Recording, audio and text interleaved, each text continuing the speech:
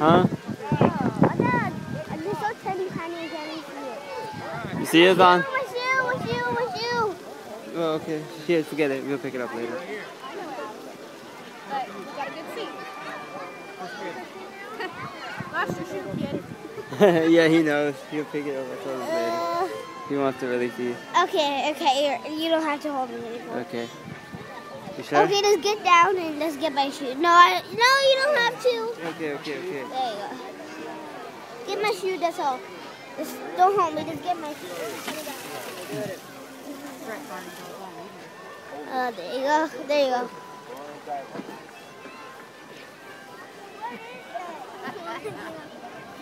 Get the rope. Yeah.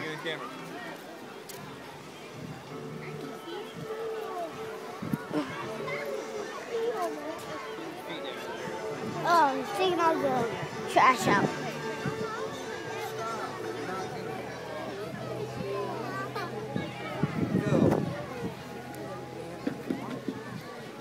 All he's doing is feeding her. No, he'll like watch. He's gonna do some trick. There you go. Oh, that's good.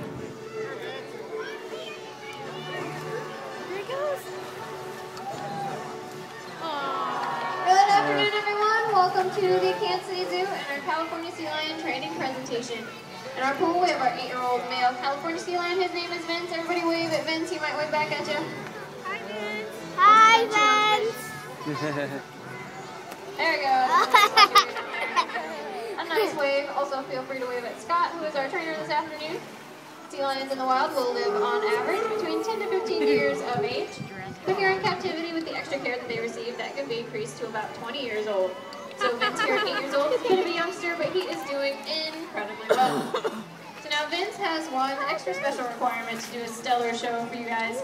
He needs you guys to be nice and pumped up. To get him pumped up, so on the count of 3, let's give Vince a great big hello. Love and revenge. Ready? 1, 2, 3. It's a big crowd, Vince. What do you say? Oh, man. He's covering his little face down there. I think he's embarrassed and he thinks that you guys can do better. On the count of 3 again. Ready? 1, 2, 3. Now he's dancing for joy. He's happy that you are happy to see him.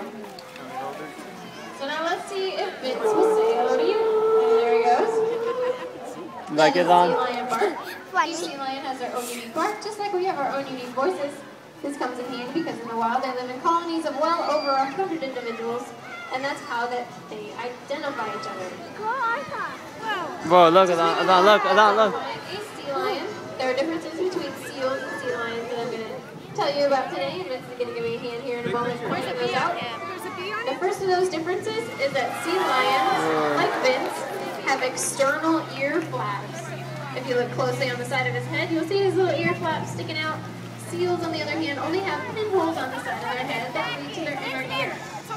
There he is. He's going to scratch those ear flaps for you. If you scratch the side of your head, you also have external ear flaps. Another difference, Vince is showing off right here. Sea lions have the ability to rotate their rear quarters forward and walk on all fours. But seals cannot do this, and they will crawl on their bellies like an inchworm. And Vince does a pretty good seal impression. Should we be able to do that this afternoon? See that, Don? It's pretty close.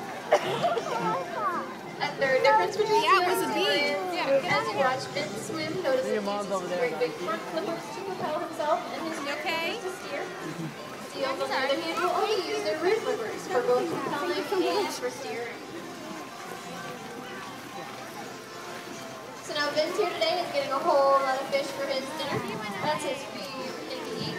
It's also a favorite period of sea lions out there in the ocean. They love to eat fish. But they are not the top predator out there.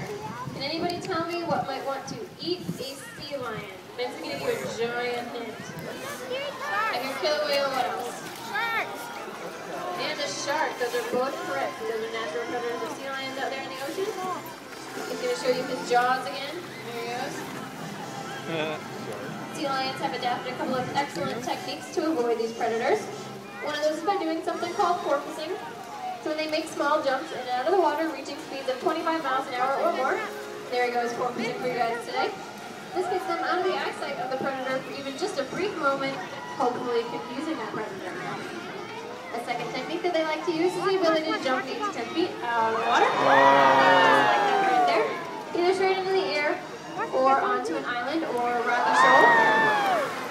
Sharks and killer whales cannot get onto land, so it's a pretty handy escape technique. So unfortunately for wild sea lion populations, sharks and killer whales are not the only thing that's harmful to their health and population. Humans are also harmful in a couple of very important ways. One of those ways is in how we consume our fish. A lot of the fish that we like to eat can either be overfished, leaving the sea lions with little to no food source, or collected in a manner that is environmentally unfriendly, which harms the sea lions as well as their food source. I'm down here in the feeding station of Unlimited Pool and wave my hand at you. I have seafood watch cards with me if you'd like to come grab one after the show. It's a list of fish that is more environmentally friendly to consume. So the next time you go to the grocery store or to a restaurant for some seafood, you'll have a list of fish that will be more environmentally friendly and help all those animals out there in the ocean. Oh, okay. A second way that humans are incredibly Hold on, no, harmful you have is ice that cream in we your hand. dispose of our Just look from trash. down here, it's okay. A ton of our trash ends up in the ocean every single year and affects sea lions directly when they ingest it or See you, they Yvonne. nibble in it, or indirectly when their food source is negatively affected. And Vince is going to show off what we can do here, even in the Midwest, and that is recycle. He's found a nice plastic bottle. He's going to put it in that blue bin. Feel free to give him a nice round of applause. He loves to recycle, and he hopes that you do too. He's going to do it one more time for you. He's that excited. There it goes. So you might be wondering how we get Vince to do exactly what we ask him to do. Please notice that I did say ask and not tell. We never tell any animal here at the Kansas City Zoo what to do. They always have an option to participate in these training sessions, and they are usually ready and willing to do so because of the method of training that we use. And that method of training is called positive reinforcement. What that means is when we ask Vince to do behavior, like Scott's going to ask him to jump through a hoop here, and if he does it correctly, he's going to get his favorite reward. And for Vince, that is nice, cold, dead, yummy fish. There he goes 3 times even. Positive reinforcement training will also work with your pets at home, your husband, your wife, your children, your co-workers. You just have to find what sort of positive reinforcement works for that person. Vince would highly recommend some cold dead fish. Maybe not for everybody unless you really like sushi. Maybe some chocolate or some ice cream, and you can get somebody to do just about anything. So we train our animals here at the zoo for a few different reasons. One of those reasons is for educational purposes. We feel that a more informed person is a more proactive person. So we hope that you take ideas such as conservation and recycling home with you and use them in your daily life. A second and very important reason for Vince here is that he is trained to participate in his own physical exams. We do a check on him multiple times a day, and he's trained to present his flippers. He'll open his mouth and show us his teeth. He'll also roll over and show us his belly. So when we need to do a physical exam on him, it is much less stressful on Vince, the keeper staff, and the vet staff alike. A third reason why we train Vince here in particular is that he is highly intelligent and very social.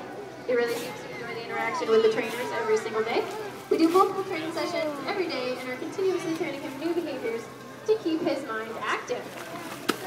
So I'm going to go ahead and turn my microphone off over here. Again, I'm down here in the feeding station, waving my hand. My name is Emily. Feel free to come ask me any questions that you might have, or to come get a seafood watch card. Vince and Scott are going to continue on training here for a few more minutes. Please feel free to stick around and watch some more excellent training. But if you do have a question specifically for Scott, please wait until he has exited the pool. He does need to keep all of his focus on Vince, who is a 400-pound wild animal. So let's give them one last big round of applause. And I hope you guys enjoyed your time here at Kansas City Zoo. Goodbye. I'm going now.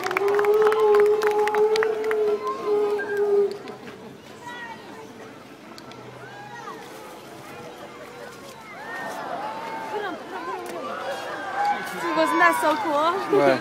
That? Yeah. You were watching it? Yeah, the whole time. It came up to me and it was like all the way out. Alright, let's go, let's go. Let's go.